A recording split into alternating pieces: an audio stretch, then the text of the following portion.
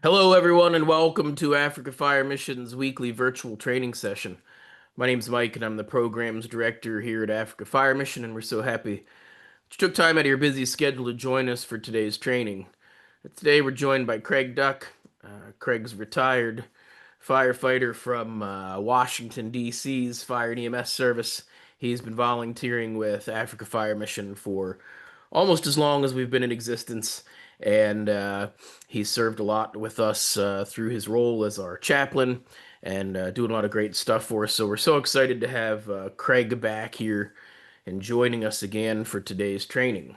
Uh, Before we get started with today's training, let me just touch on a couple of administrative notes. If you stick around for at least 70% of today's training, which is usually about 40 or 45 minutes, you'll be able to receive a certificate of attendance for today's training. Something happens and you get cut off or you can't complete the training for some reason, encourage you to head over to our webpage at www.africafiremission.org. Head to the resources tab and training materials. There you'll find a link to our Google Drive, where you'll be able to find a recording of this training as well as all the other trainings that we've done so far this year. If you watch the video and answer a couple questions so that you let me know that you watched the video and learned something from the content, I can get you a certificate of attendance for that as well. Uh, when we get finished here at the top of the hour, we'll transition into our tea time. A tea time is the time where you can ask more questions about today's class or get the opportunity to network with firefighters from throughout Africa. You can see we've already got multiple countries represented in the chat. So invite you to stick around if you have the time and the bundles for that when we get to the top of the hour. Uh, that about covers most of what I'd like to touch on before we get started. So I'm going to pass things over to Craig, who will probably get us started with a couple words of encouragement and then dive into class. All right. Well, good morning, everybody. Good evening, whatever time we have there, different representations. So I just wanted to give us a little bit of encouragement here. And I was thinking the other day, I saw I saw a sign that was encouraging firefighters here in America. It said, "When the bell drops, will you be ready?" And so most of our departments here, we call them departments, not brigades. They have some sort of alerting system. I know your brigades have typically a phone, a cell phone that somebody will answer and take the emergency in. But when I worked in Washington, D.C., we had a desk up front, and the watchman would stand there and or sit there and answer telephone calls. If a call would come in, then he had a red button that he would hit, and there was bells that would go out throughout the firehouse, letting people know that there was a call. And so when the bells went off, we'd slide the pole if we were on the second floor and get on the apparatus. I remember seeing in some of your brigades when a call came in, everybody scrambling around to get their gear and get on the fire truck. It was kind of like a big deal. And so I got to thinking, you know, if the call came in for you today, right now, would you be ready? Have you been trained? Have you been, do you know what your task would be? And would you be ready, or would you fail miserably in that? And so, what does that have to do with our faith? The Bible talks about a day that's in the future. We don't know when it is, but Jesus Christ is going to come back one day. He came to this earth from heaven, lived here for 30 some odd years, and then he died on a cross to pay the penalty for our sins. But he promised that he'd come back. And let me just read what Paul has to say in First Thessalonians 4:16. For the Lord himself will descend from heaven with a shout and with the voice of an archangel and with the trumpet of God, and the dead in Christ shall rise first. It's talking about that last day on earth. You know, we think that this earth will last forever, but truth be told, it's not. There's an end date, just like we have a date that we're born and a date that will die. This earth is the same. God created it, but there's a day when it'll all end, and we're told that it's going to end with the shout of an angel, and the trumpet of God is going to sound forth. And I don't know how that's all going to work and how everybody in Mombasa and Malawi and Kenya and Zambia, all of that will hear it, but we're told that it is going to happen. And so the challenge is for us, like in our brigades, when the call comes in, will we be ready? When the call of God comes in, will you be ready? And so I would encourage you to look at First Thessalonians there if you get some time. If you have a Bible on an app on your phone there, you can read First Thessalonians 4 and hear more about that last day and help you to be ready. So that's all I got. I can't tell you the time of the last day. Excellent. Thank you, Craig. Uh, Before as we get into our training here, just a couple other reminders. The screen name that you're using uh, on your Zoom there is going to be the name that shows up on your certificate. So if you'd like to adjust that, just a friendly reminder to do that now. If you're sharing your screen with some other people, you can email me their names, and I will make sure that they get a certificate of attendance for today's training as well.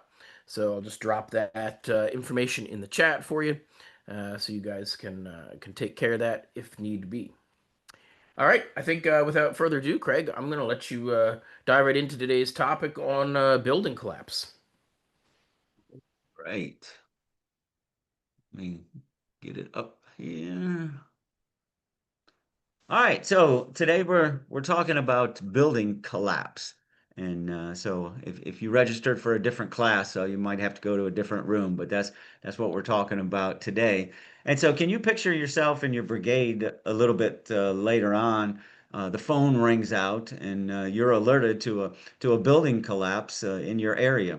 And as people are there, you're going to see them start scrambling, like I talked about in our devotion there, and get their PPE and get on the truck. There's usually a big commotion, and then once you're on that truck, you're going to go. When you're on that truck and you know you're going to a possible building collapse, your mind should start thinking of things.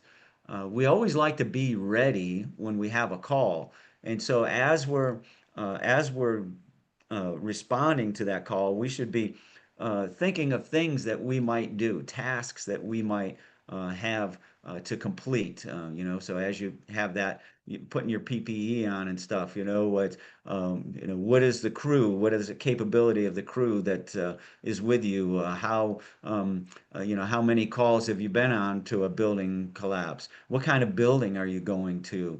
These are things that we should be thinking about. What are we going to do once we get on there? How can we save the most lives? It's important for us to be prepared.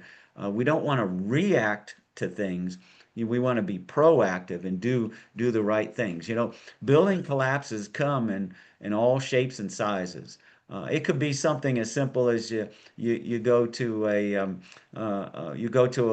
area that has those 10 by 10 metal huts just lined up, and it could be something as simple as just the ceiling, the roof came in on the people there. So really simple. That's not a big operation. You've probably been to many of those. But it could be something as complex as a large apartment building that wasn't constructed properly, and it was the rainy season, and the foundation went out, and the building collapsed, and there might be 100 or so people buried in the rubble, or maybe it was a terrorist attack that had an explosion and there was parts of a building collapse. It could be as complicated as that. So they come in all shapes and sizes, and we need to be prepared for them. And so my first thought, you don't have to answer it, but the first question is, do you see that in your area? Has there ever been a building collapse in the area that you protect? I know in Kenya there was a couple of apartment buildings that have collapsed. I know you had a terrorist attack in one of your buildings. So there's always a possibility of that. And so if you see that in your area, if that's what you see, how prepared are you to handle the situation? And so the purpose of today's class is several. We want to equip firefighters and first responders to recognize and respond to building collapse incidents. So we want you to be again proactive, which means not waiting for the building to collapse, but we want you to get out in your communities and look at your buildings and know what type of buildings you have and know what you would do if there was a fire. Have a training class on it, and so that's the main focus of what I would like to propose today for this class is you got to get in the community, you got to interact with the people, and you got to be prepared for it. The other purpose is to enhance safety and decision making. You know, if it's a larger event, we see that it's chaotic many times, and you're going to have other agencies working, the police, the military, government officials, citizens that want to help out, and so it can be very chaotic. Well, that could lead to poor decisions, unsafe conditions, and people who want to help and want to do good could actually get injured or killed, or kill somebody that was alive. And so we want to make sure that as of this class, we can give you some tools to be able to increase safety, enhance it, and make your decision making skills better. How you solve the problem. What are the problems? And we want you to play well with others, right? We want you to foster a relationship with other agencies, again, the police, the military, and all of that, so that you have a good working relationship. If you don't foster that relationship, you don't work on it, you don't work on that friendship, and when you're in a chaotic situation, again, it's gonna lead to poor decisions. And so we want you to take the knowledge from this class and be able to apply it in your brigade and be able to foster that relationship with other agencies, so that when the building collapses, and I do say when, because I do believe that every brigade will have an incident like this. And if we're prepared and we have that relationship with other agencies, then we're going to do a much better job. And then I want to equip you all so that you're prepared for the next call. Again, I don't like when we have a knee-jerk reaction, we call that in America. In other words, you go to an incident, you mess it up, things don't go right, then people are pointing their fingers, they're saying, why didn't you do this? Why didn't you do that? Want to take up stones and stone you all like you're familiar with. And so we want you to have the knowledge to be able to handle a call like this. But this is just the starting point. There is much to be done if you're going to be proficient or good at going to building collapses. So today we're going to look at a couple of things. We're going to look at some best practices of things that we can do for the next time you go out. We want to identify what are some of the causes of building collapses. We want to review building construction, because you have to know the types of buildings you're going to and what their strengths and what their weaknesses are and how they interact. You pull on one thing and you don't know that it's going to cause another reaction, right? So we want to know building construction. That'll not only help you in this class for building collapses, but it'll also help you in other firefighting classes and other things like that. We need to know building construction and what we can do for that. We also need to identify warning signs of an imminent collapse. What are things that a building is going through while you're on the scene, so that you might know that there'll be an imminent collapse. And then we want to identify some common building collapse patterns. They typically fall in several different ways. And so there's techniques on how you can rescue people based on how these buildings fall. And so we want you to be able to identify what the pattern is. And then we want to develop, what is your what is your guideline? What is your, what is your plan for operation that you're going to do in your brigade? What are you going to do on scene? We'll take you through just a basic building collapse and be able to help you prepare for the next one.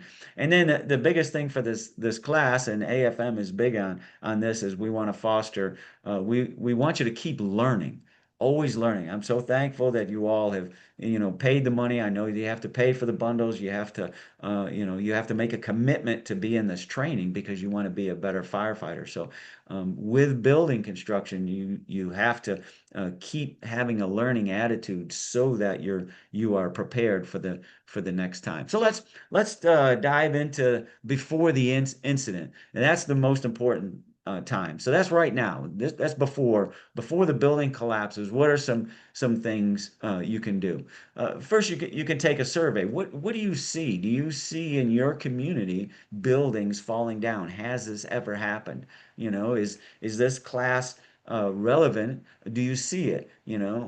Has one ever collapsed before? How successful were you at handling that emergency? How well did you play with those other agencies? Again, the police, the military, the government, the citizens, all that. How did everything go? This isn't a time to sit back and say, "Oh, we did a great job," and you need to be realistic about how you handle each incident. And so you need to do a debriefing, right? And so how can you make it better? So now that we have this class, think of an incident, talk about it, bring it up with everybody, just at one of your drill times, and see, is this something that we could potentially see in our area? And I would tell you that just about everybody, it doesn't matter, United States, Kenya, Malawi, wherever, you're going to have a building collapse. So yes, you should see that. Um, and so we want to also, before the incident, we want to be able to develop specific collapse response needs. In other words, what will the community need if there is a large scale event? And so as you're talking over, what do you see? Has this ever happened? And you start looking, well, what about these different buildings here? What do we need? We need to put together some kind of standard operating guidelines, whatever you want to call them, some protocols, something so that you can develop what you're going to do on the next call. And so, that takes time. That's not something that just happens right away, but it starts at the brigade level, between the chief and the firefighters and the officers, and getting together and developing a specific collapse response tailored to your needs, right? So don't just go online and Google collapse things. You'll get all sorts of information, which will be good, but it needs to be specific to your local area. So you must assess your local area and have an adequate understanding of what are the potential buildings that could go. Now, AFM has equipped uh, firefighters throughout Africa. It has given them the tools and equipment to be able to handle these things. When I say equipment, the tools and the knowledge to be able to handle this thing, right? So if you think of the classes in Kenya, and you think of all of the classes that have been done for leadership that Hank has done, those are instrumental in how you manage a building collapse. All of the other classes, the hands-on, the training thing, that's going to help. The stop the bleed. All of these tools are gonna help to be prepared for this. One of the biggest things that they did is there's a building assessment that you can get. And a lot of people in Africa say, "Hey, I want to do that because I want to go inspect or assess this building and get money for it." But it is truly not designed for that, in my opinion, it's designed to get the firefighters out of their brigade and into the community, looking at buildings, assessing them, for fire related stuff. But we can also assess buildings in our area that are substandard, right? We understand that not every building in Africa is built to a standard, and so there could be times when buildings will collapse because they didn't use good building principles. So if you take that assessment that AFM is given, and you start going out into your community and start doing these assessments, and you can put them into the website and get credit for that, so to speak, then you are being prepared more for building collapses, right? Especially if you just target buildings you think may collapse in the rainy season or whatever. So we need you to get out and assess your area. You need to know your first due, we call that. You need to know the area that you're responsible for. You need to walk it. You need to talk to the citizens, and you need to be part of that community. That will make you better prepared for the next one.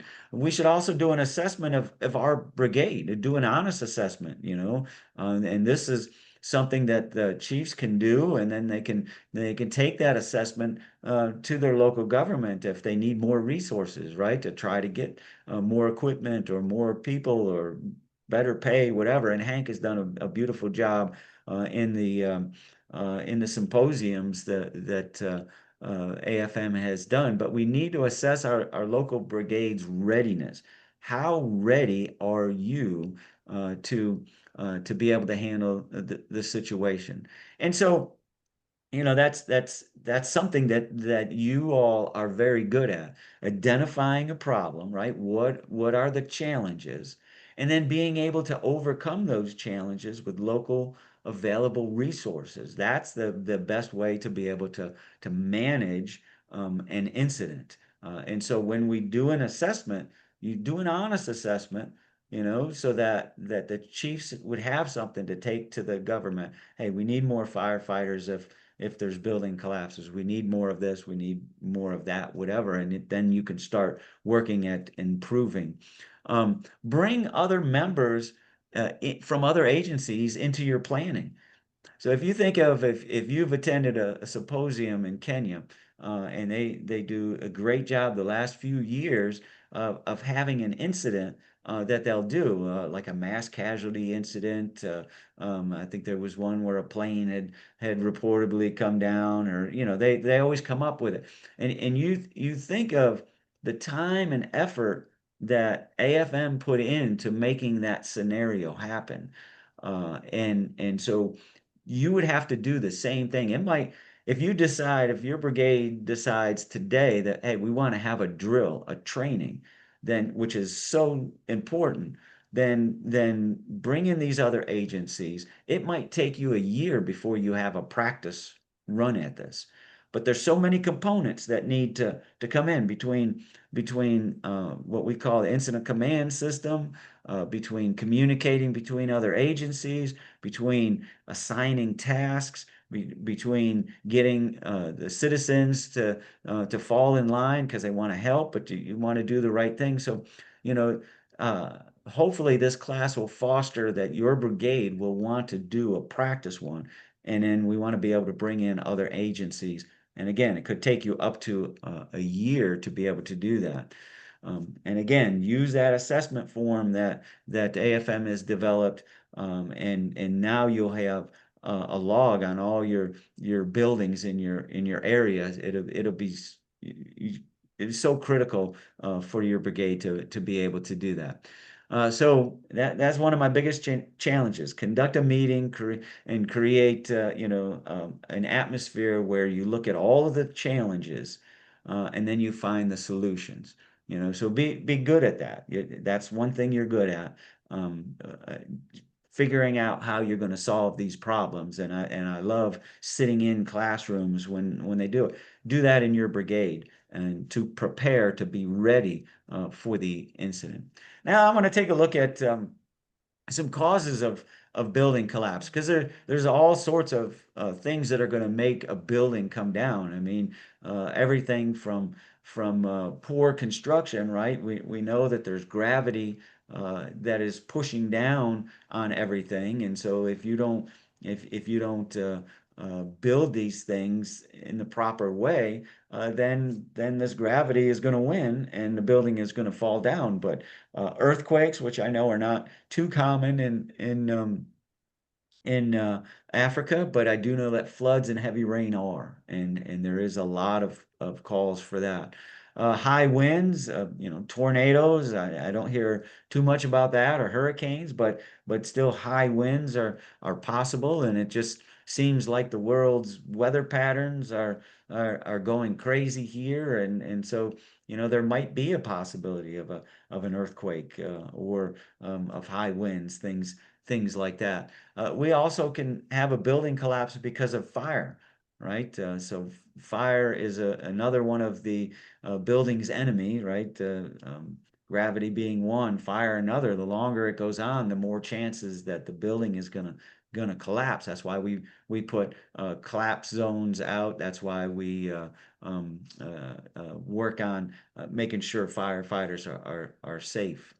Explosions. So we see that either in a petrol gas type emergency, which we're having a lot of those in America lately. I don't know how you all are doing over through Africa, but there could be an explosion from that. It could be terrorist related, or as we see around the world, it could be from a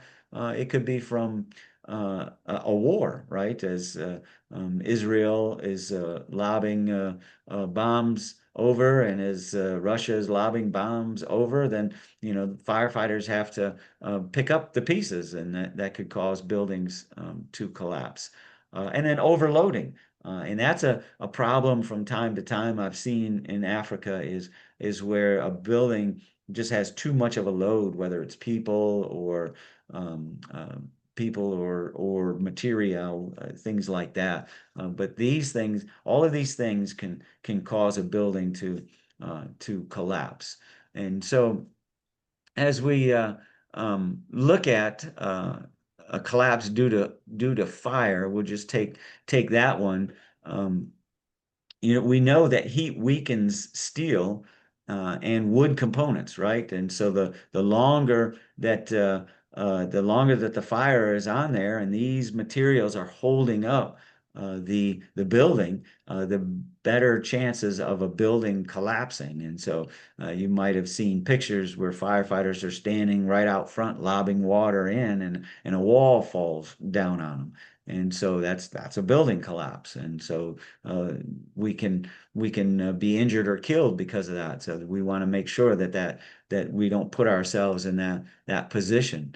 The weight of the water weighs so much per liter, and the more that it accumulates in a building, that's just putting more weight on it, and it could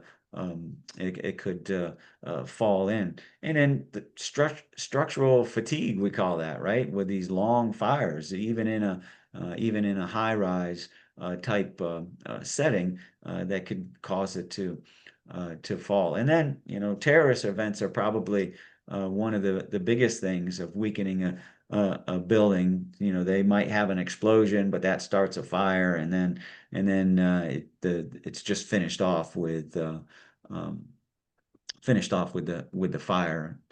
So now we want to look at some warning signs. If a building is still standing, what are some warning signs? Whether the building is still in functioning, and you're just doing one of those assessments, or whether it's because of a fire or some other things. The building gives you some warning signs that is going to collapse. Some of these warning signs, you're going to see cracks in walls, beams, or columns. So if they didn't have a good foundation, and the rainy season comes in, and you start seeing some of these main things are going to give way, then it's going to create a crack in the block in the hollow block, and it's going to or create in some of the other features that you'll see.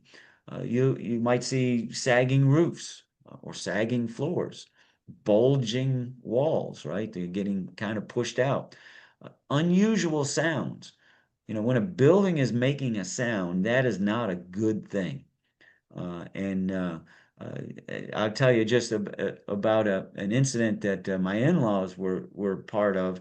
They were at a church one day, and I know there's not a lot of snow in Africa, but where they live, there was a lot of snow. And there was a lot of snow on the roof of this church. And as they were in for Bible study, they started hearing this cracking and popping noise, and something just didn't sound right. And the pastor said, "Everybody out," and they just barely got out, and the whole roof came in on them.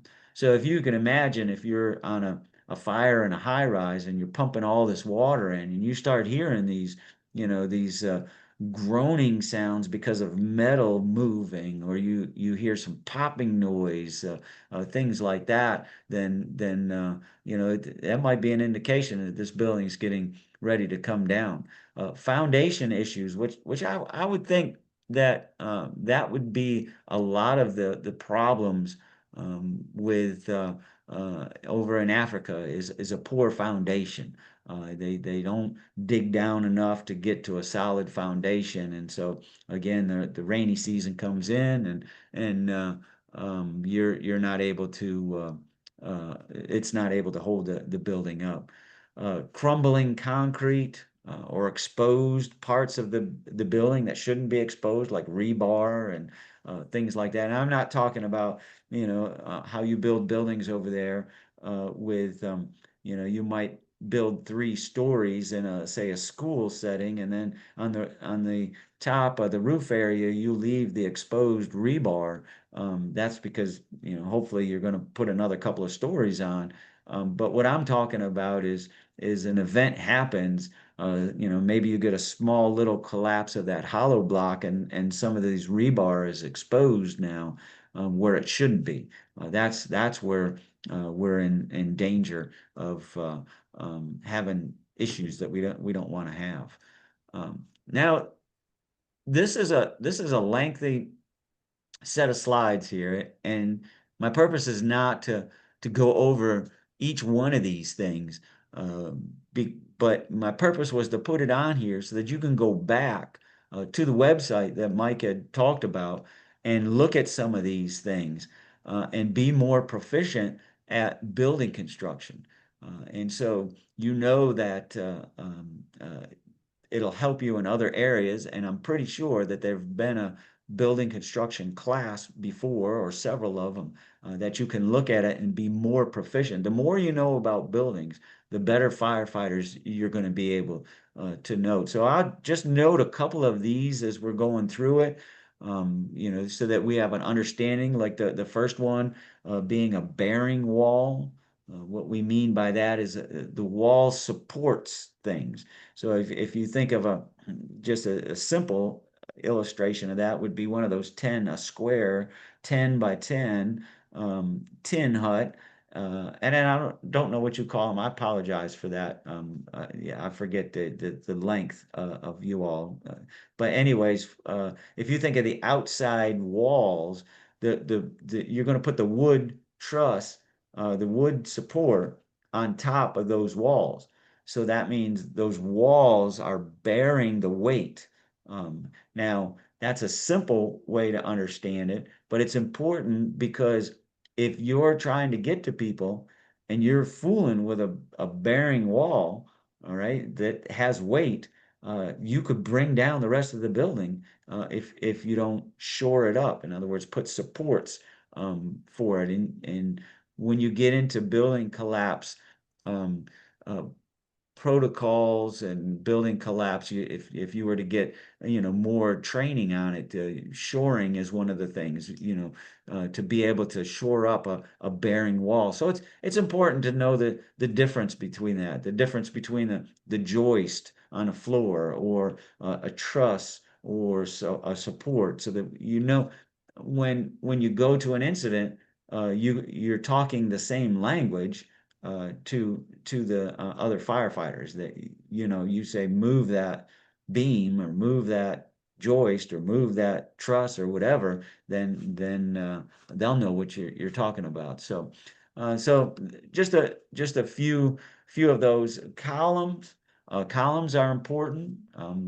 They could be round, they could be square. Once you start getting into multiple stories, you'll see the importance of these columns because they take the weight from the upper things. So if a couple of columns are missing, when a partial building collapse, then again, you're going to have to build some support to so that the upper weight of that building has something. So you're going to have to do that. Foundation we've already talked about. Know the different types of building. Is it a brick building like Malawi has a lot of brick building. Kenya has a lot of hollow block, I believe they call that, or hollow brick building. And so what are the features of that? It's made out of masonry, right? You put all that stuff on there, and so they have problems with them, and then they're good in some areas, and so we need to know which ones they are. And then just a couple others of like a parapet, which extends up. It's a low wall extending above the roof line. I don't know if any of your buildings have that, but just have you can look over this slideshow and get all of those definitions. And again, I would encourage you to look at some of the um, other training classes. The last couple we want to know is this load thing, a live load versus a dead load.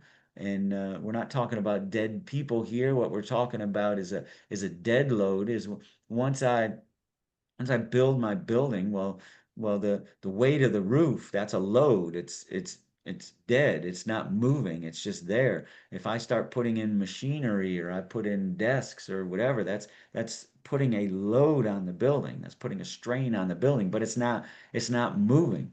Once the office workers come in, right, everybody weighs something and they're moving around.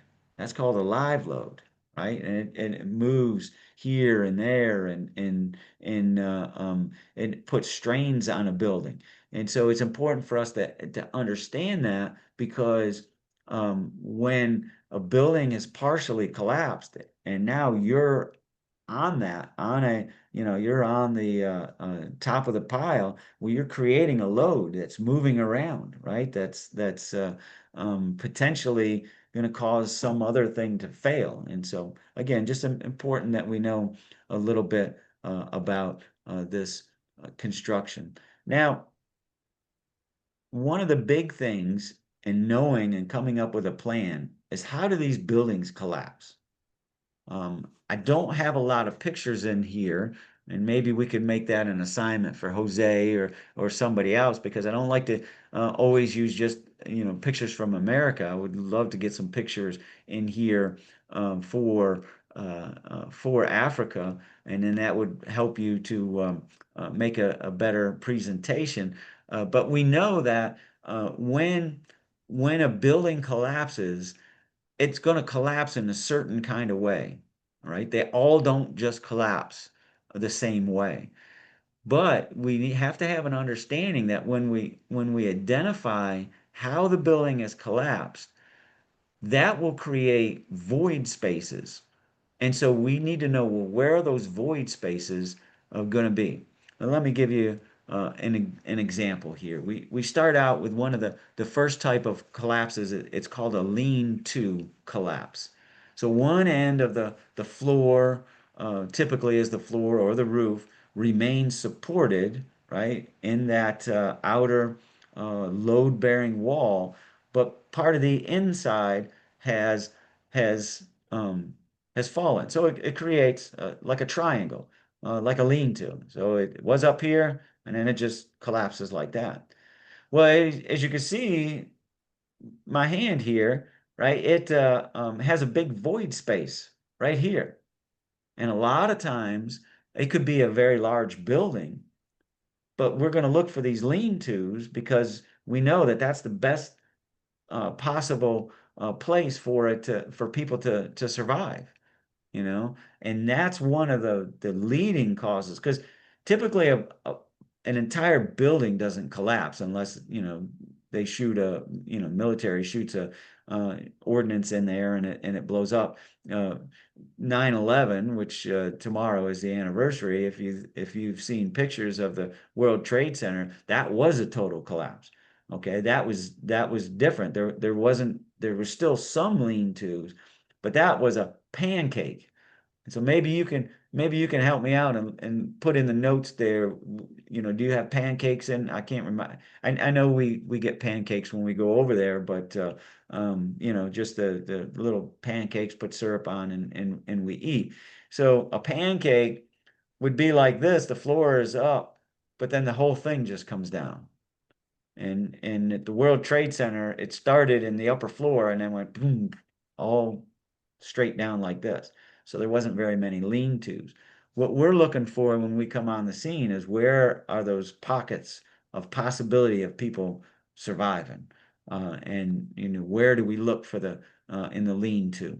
You might have a V shaped, right? For whatever reason, in the middle of the floor goes. The outside wall and this outside wall are still attached, but now you have not. So basically, you got two lean-tos with two big void spaces underneath. We can still get people to survive in a pancake, if the desk were to stop everything, and then in a desk they might have a little space that they had put themselves in, and so that would um, uh, that would be good. Also, you might see a cantilever, a portion of the floor, roof, or wall extends unsupported after it's anchoring, creating a cantilever. So, in other words, you got two walls and you got your floor. And if this wall collapses out, but the floor stays, or maybe just goes down a little bit, it's cantilevered. It's supposed to have two supports, but now it only has one. Very dangerous. So when you identify a cantilever, you know that you're in trouble, right? You don't stay underneath. You got to get some supports. You got to put that load-bearing wall somehow. You got to get local available resources and maybe even material from the incident itself and build these supports up. I have the ability to do that. Um, then you have a inward outward. A wall collapses with the top falling inward and the base falling outward, right? So that's the wall itself, right? So either a wall falls out, the building being here, and the wall falls out. But as it does that, the one part is in the building now, and one part is out, and so that's a inward outward. You might see, and these other ones are a little bit less, but in bigger buildings, you would see at a 90 degree or a curtain collapse, a wall falls straight outward at 90 degrees, right? And like the dropping of a curtain, so to speak. And you see that in masonry and unreinforced concrete walls, right? So poor construction, and that's going to go. And then progressive collapse, right? So that's just um, a you have a bunch of walls, and this one will fall, making this one, making this one, making this one. That's what happened in the World Trade Center. This floor collapsed, and then the sheer weight of it kept driving down all of them. And so it's important for us to identify when we get on the scene, identify these types of collapses, because what it does is it helps us to make good decisions, right? The challenge is people are still inside, and we need to get to them in the safest way possible and not create any more of the building to come down. And so where are we going to look? Lean to, you're going to look near those walls, the those load-bearing walls. If it's a pancake, you're going to be looking to see where there's a little space because maybe a desk or something else has caused it to stop. And create that little void space. It's much more difficult on that. So it's important for us to understand what these are, and that will dictate then what we're going to do. So now I want to take a moment and think of on-scene operations. What are we going to do when we first get there, right? What are some things that will help us to be prepared to be able to take care of the situation? First thing that I want us to see is we're gonna there's gonna be phases. So unlike a building fire where we get dispatched, it's on fire, we put the wet stuff on the red stuff, fire goes out, and you come back home, right? This is uh, especially a larger incident is going to have 5 phases, right? Not that small little home, but a larger event. It will have different phases. And so I want to look at what this phase means. First phase is the call comes in, you're driving down the street, you're thinking of all of those things that you want to do or going to have to do. And when you first pull up, what you're going to do is you're going to have a reconnaissance, it's called. In other words, we don't just go running in there. We have to evaluate, we have to assess the situation, we have to see where the challenges are, and we have to come up with a plan.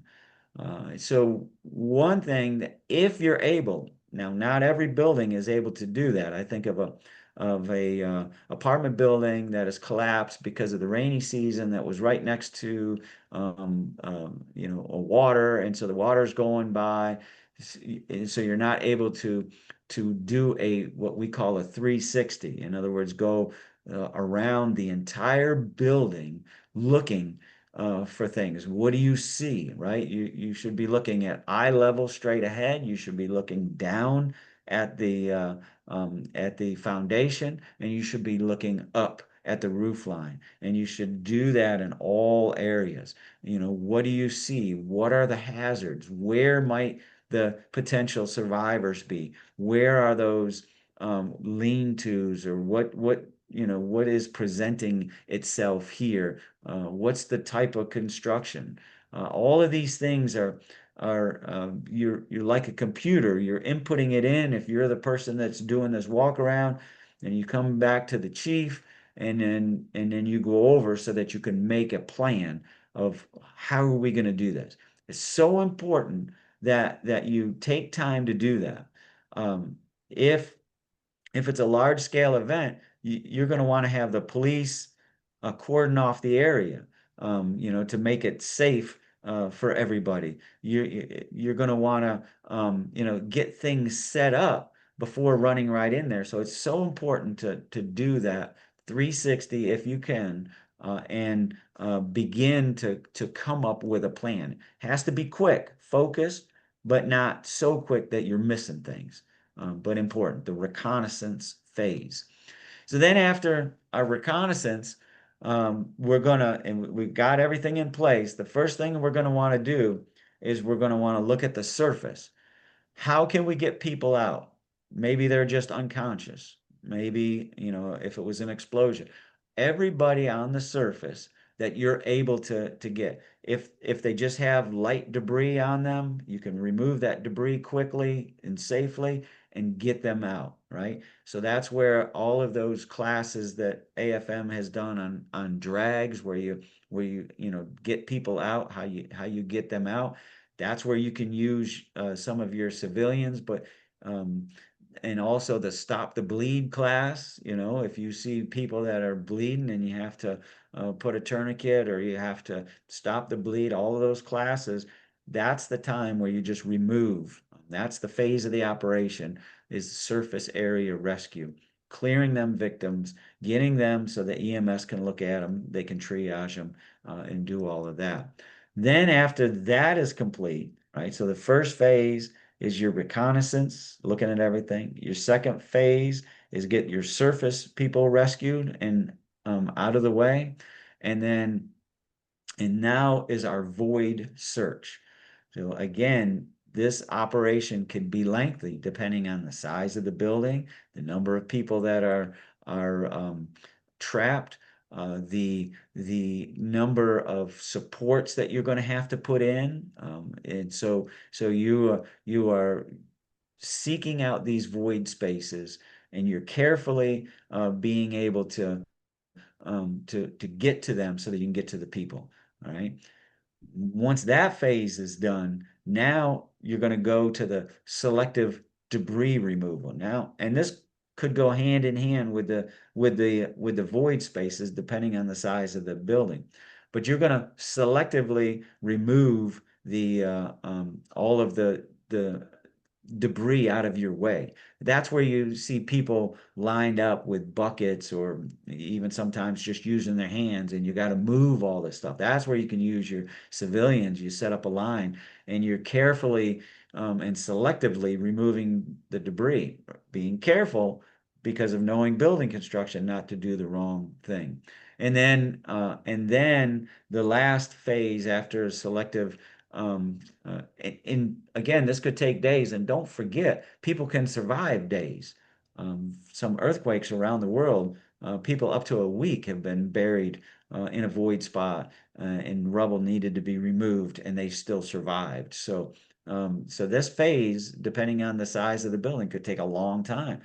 So again, your resources, how are you rotating your firefighters? Where are you getting your help from? How you doing if it's a lengthy thing? And then the last one is the general debris removal. And this is we bring this up because this is typically the toughest um, to be in. What I mean by that is what'll happen is there'll come a point in time where they'll say there's no possibility of life left.